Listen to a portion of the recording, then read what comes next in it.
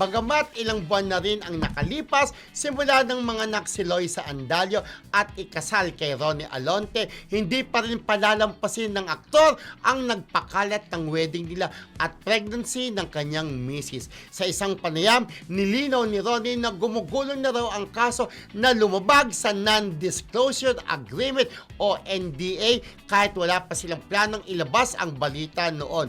Matatanda ang unang nagsilabasa sa TikTok ang mga ganap sa kasal ng dalawa kung saan ay ayon kay Ronnie ay kumalat daw dahil sa isang tauhan na nag-video sa kanila at ipinost ito. Ayan. Ako naman agree ako dyan kasi Okay. it's a matter of trust eh.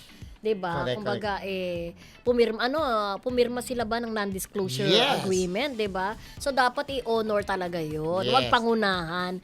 Yung halimbawa sa relationship, 'di ba? Pagka hindi naman ikaw yung nandun sa relasyon tapos ikaw yung magsasalita ng una, disrespect naman Oo. 'yon.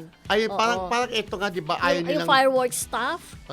Yung fireworks stop kasi nagpapaliparan gano'n. Siya yung naunang nagpalabas. Yun yung naglabas. Kaya for sure, ididemanda rin nila yan. Oo. At kung sino pa, kaya abangan na lang natin kung sino pa yung kakasuhan at nakasuhan na ni Ronnie. Siyempre, pumirma ka na parang ayaw nilang ipaalam sa publiko na kasal sila. Tayo nagulat tayo. Ay, kasal na pala si Ronnie. Ay, buntis pala si Loisa Andalio dahil nga sa nagpakalat doon sa mga inimbita nila sa kanilang kasal. Yes. Kaya naiintindihan natin si Ronnie kung magdidimanda sila dahil yung NDA nila ay hindi nila